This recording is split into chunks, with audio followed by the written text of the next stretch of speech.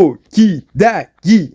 Nous voilà peut-être commentaire de combat en Ligue Combat Go. Aujourd'hui on est en Ligue IPR, mais pas avec n'importe qui. On est avec l'un des meilleurs joueurs FR de la Ligue IPR, à savoir le seul et unique, j'ai bien nommé Cacheton. Et pas Cacheton pour ceux qui pensent que c'est Cacheton, non. C'est Cacheton, faut bien prononcer. Il faut penser à un petit cachet au cas où. Enfin bref, pour ceux qui ne le connaissent pas, Cacheton c'est un dresseur qui se hisse très régulièrement dans le haut du classement du leaderboard. Il a été légende très tôt dans cette saison. Je ne crois pas qu'il soit passé légende avec cette team. Il a une équipe beaucoup plus solide pour passer légende. Donc, si jamais vous voulez la team secrète de Cacheton pour passer légende, n'hésitez pas à le spammer dans les commentaires de manière à ce qu'il m'envoie des vidéos pour que je puisse montrer cette team un peu en action. Enfin bref, au niveau de ce que PVPO qui raconte sur cette team, je vous invite à faire pause sur la vidéo pour voir toutes les informations. Je pourrais m'amuser à commenter toutes ces informations, mais sachant qu'elles sont affichées à l'écran, je vous laisse prendre le temps de lire ou de faire pause.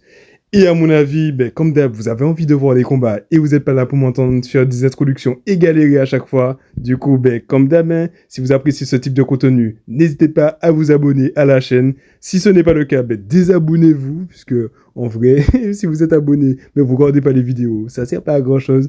Du coup, trêve de bavardage, plus de combats.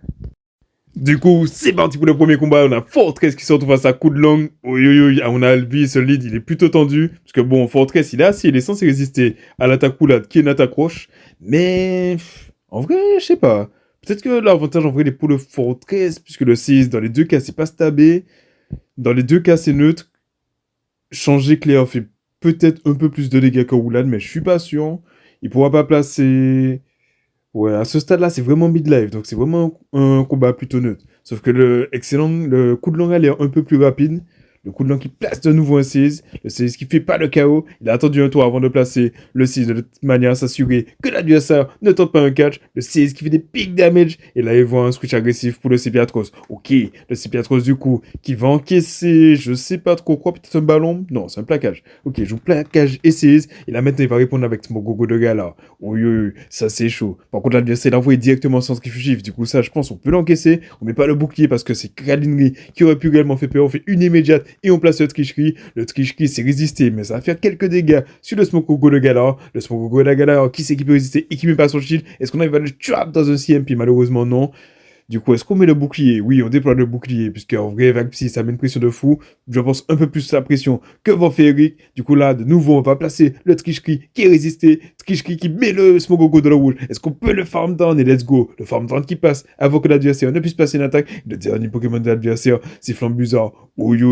On peut placer quand même un Tricherie avant de tomber KO. Le Tricherie qui fait tomber le bouclier du Flambuzard parce qu'il s'est passé qu'il est le dernier Pokémon contre le back. Parce qu'elle avait vu le Fortress. Du coup, il s'est dit que le Flambuzard, il est potentiellement du play. Là, le Flambuzard qui va placer un vol qui fait des gros dégâts sur le Cravage, mais le Cravage, ça va, il est plutôt bulky, il peut l'encaisser, là il continue à charger, il place le Hydro-Queue avant que le Flambuzard ne puisse placer de nouveau une attaque, le Hydro-Queue qui fait tomber le dernier bouclier de l'adversaire. Est-ce qu'on voit une tentative de catch? Et let's go, on a un catch plus au sneak. Le sneak ne va pas passer parce qu'il va se faire mettre KO par l'attaque, mais en tout cas le catch qui passe sur le vol, ça fait super plaisir. Et on peut faire une immédiate, placer le Hydro-Queue, il est coincé dans l'animation de calcination, du coup il peut pas switch, le Hydro-Queue qui fait le KO sur le Flambuzard.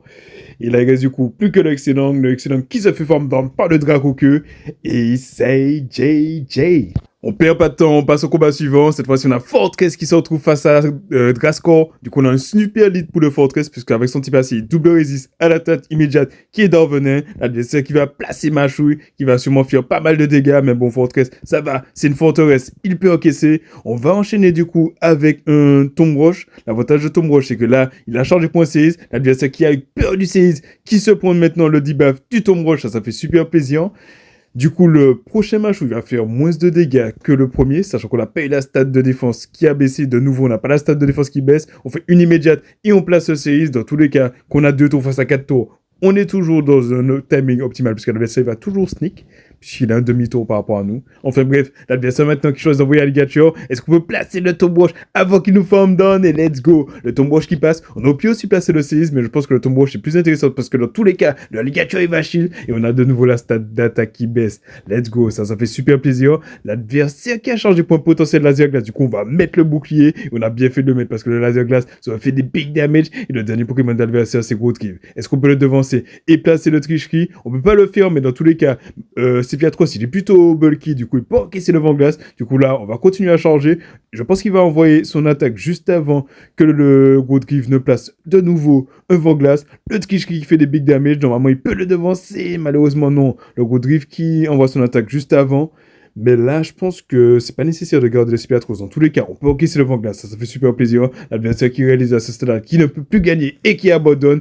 Et on enchaîne du coup sur le combat suivant, où cette fois-ci, on a Fortress qui sont face à Terrakium, enfin Cobaltium. Je dis de la merde.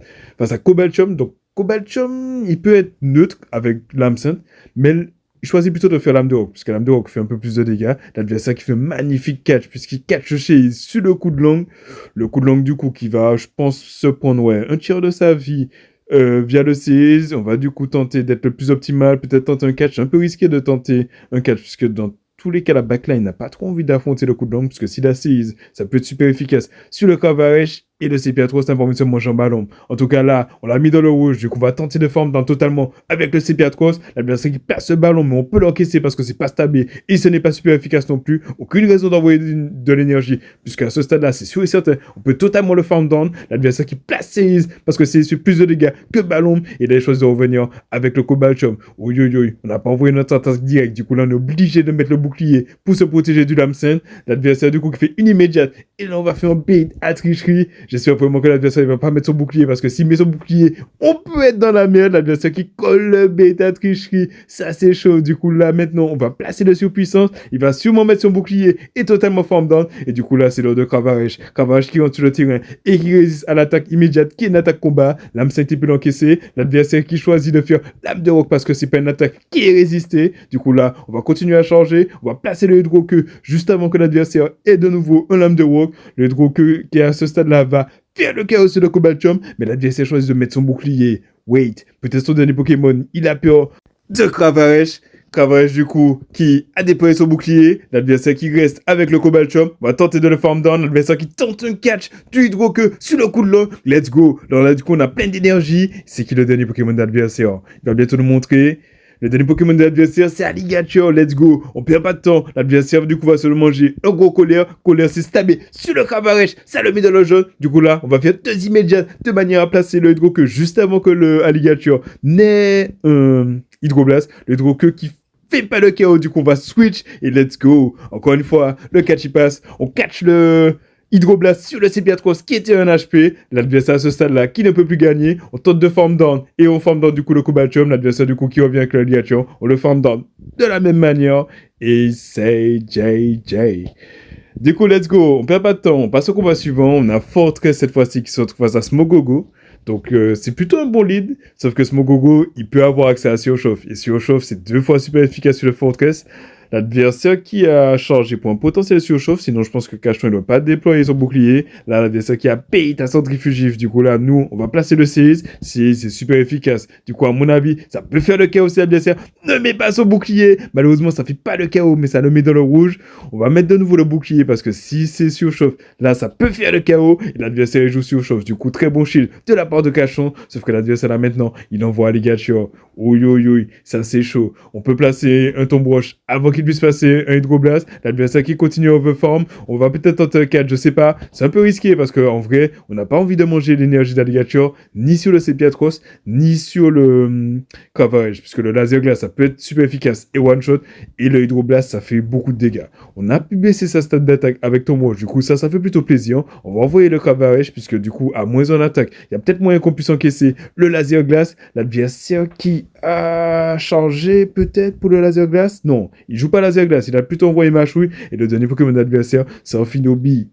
Oui, ça peut être risqué. Parce que l'hydroblast de Amphinobi, ça fait encore plus de dégâts que l'hydroblast d'un Alligator pas obscur. Du coup là, on va placer le colère. Si l'adversaire veut Columbate, il va prendre des big damage. Du coup là, l'adversaire a fait tomber son dernier bouclier. Sauf que qui dit qu'il a plus de bouclier, dit qu'il ne peut pas se protéger du surpuissance. Le hydroblast, ça fait beaucoup de dégâts, mais ça fait moins de dégâts que le surpuissance sur l'Amphinobi. Du coup là, on overform le maximum qu'on peut, on place le surpuissance juste avant qu'il puisse passer un tranche-lui ou un hydroblast, le surpuissance qui fait le chaos sur l'amphinobi, et là l'adversaire choisit de revenir avec Alligator. On a de nouveau un surpuissance de charger, du coup là, on va placer le surpuissance juste avant que l'Alligator ne place son hydroblast, parce que l'hydroblast aurait pu faire le chaos à ce stade-là, le Alligator qui est éliminé, du coup il reste que le Smogogo, et le Sepiatros fait le 1v3, let's go! Du coup là, on a Cashton qui se retrouve face à Mr. JJ. Du coup là, on a un lead plutôt neutre, j'ai envie de dire. Du coup, on a Fortress qui se retrouve face à Engloutirant. Engloutirant qui met un petit peu la pression, mais pas du tout en vrai, puisque son attaque immédiate est résistée et il n'a pas d'attaque pour réellement faire peur.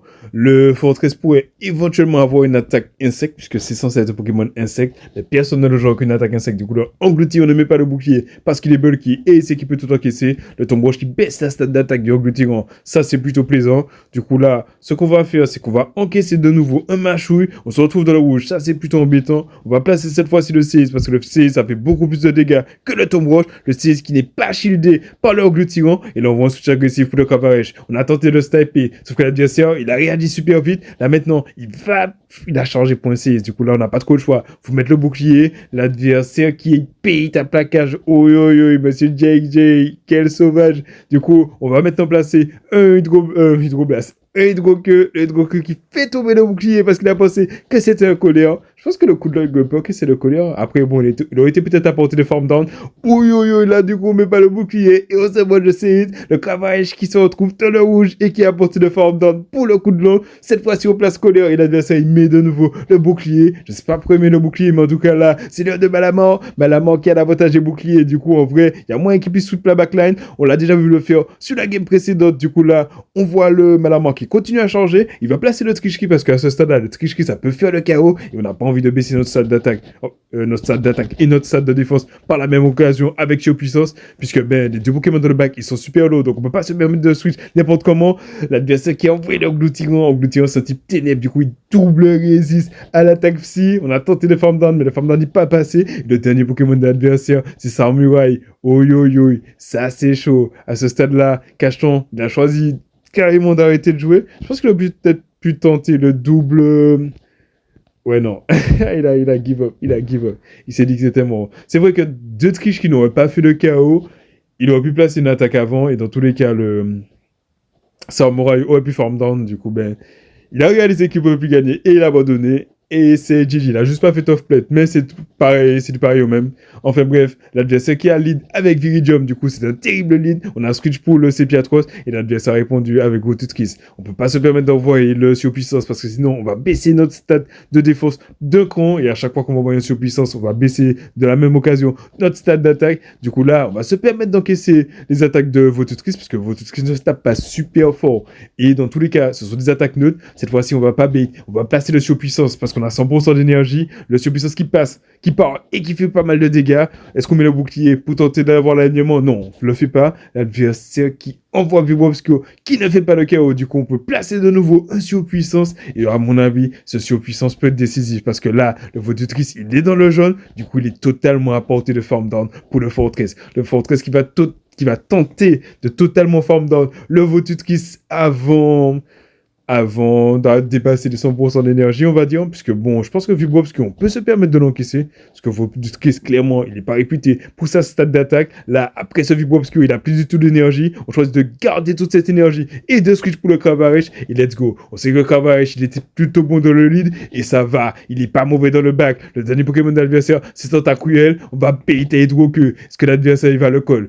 S'il colle le bait, non, il colle pas le bait, il met son bouclier, ça fait super plaisir. Du coup, là, nous, on va mettre le bouclier, parce que si jamais l'adversaire, il joue Blizzard, ça peut faire mal. L'adversaire qui paye en retour, puisqu'il envoie Bombacide qui baisse de 2 niveaux la défense du Cavarèche. Du coup, là, le ébullition, même si c'est résisté, ça peut faire beaucoup de dégâts. Je vois mal les adversaires jouer Bombacide et Blizzard. Du coup, on envoie un switch agressif, je ne l'ai pas vu venir celui-là. L'adversaire qui n'a pas de bouclier, on avait plein d'énergie sur le Fortress. Le 6 qui fait le chaos, l'adversaire n'était pas prêt pour ça, et là maintenant le Viridium il revient, sauf que toutes les attaques de Viridium en vrai, en théorie sont résistées par le Cavarèche. Il n'y a que l'âme de roc qui peut éventuellement lui faire peur, sauf qu'on va baisser sa stat d'attaque avec le Tomb Roche. L'adversaire du coup à ce stade là qui ne pourra pas reset le malus et qui abandonne, et c'est JJ.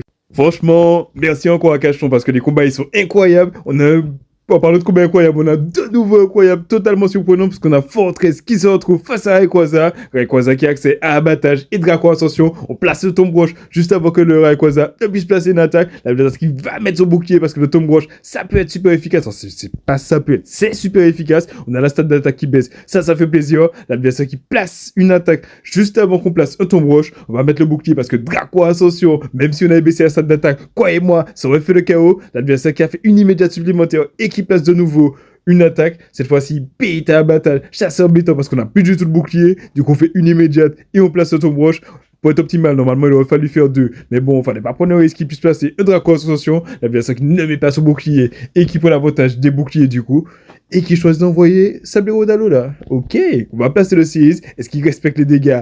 Non, il respecte pas les dégâts. Alors je sais pas si on a voulu undercharge, on a eu du lag qui a empêché de faire l'excellent. Enfin bref, l'adversaire qui overform juste ce qu'il faut puisqu'il place son attaque juste avant que le Fortress ne place un potentiel tombe roche ou Seize. Du coup là, on n'a pas trop le choix, on est obligé d'envoyer le Sepiatros, puisque ben, Sablero, avec son type acier, le type glace, le Cravache, il a pas trop envie de la volonté, et là, l'adversaire, il a changé de switch pour Grotal Morve. On a changé pour un surpuissance, et là, maintenant, on switch pour le Cravache qui est plutôt bulky, du coup, qui, a priori, pourrait encaisser le Vibro Obscuro qui fait des big damage, puisque ça met le Cravache dans le jaune. On va pas trop overform, mais on a pas trop le choix, alors on est obligé de placer le collier, parce que les Hydro-Queue, c'est pas stable, du coup, ça va pas faire de chaos. Le collier qui fait le KO sur le Grotal Morve, ça fait super plaisir. Sauf que l'adversaire là, il peut être tenté d'overform. Sauf que s'il overform trop, on peut placer les Hydro-Queue, on envoie les Hydro-Queue dans un timing pas forcément optimal, mais tous les dégâts peuvent servir. Dans tous les cas, on a le surpuissance de changer sur le Sepiatros. L'adversaire qui a fait une Griffon, du coup là, au milieu de l'animation de Griffon, on a switch et on place le surpuissance qui fait le KO sur le Sablero d'Alola.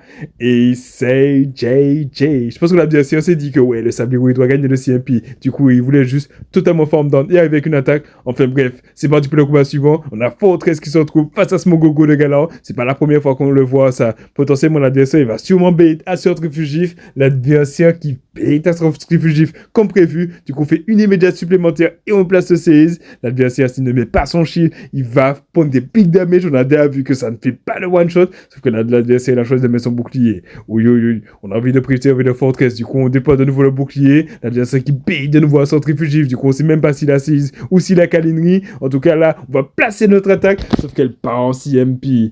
Aïe, aïe, aïe. C'est assez chaud. L'adversaire qui envoie de nouveau son trifugif, ça veut dire qu'il n'a absolument pas le surchauffe. Du coup, là, on va placer le Seize. On va tenter l'undercharge, mais malheureusement, à ce stade-là, ça fait le chaos. Et le deuxième Pokémon de l'adversaire, c'est Flambuzard. On switch direct pour le Cravache parce que sinon, on va totalement se faire form down par le Fortress. L'adversaire qui va placer, du coup, un vol parce qu'il doit sûrement jouer Nitro Charge et Rapace. Du coup, on fait une immédiate supplémentaire et on place le Hydro-Queue.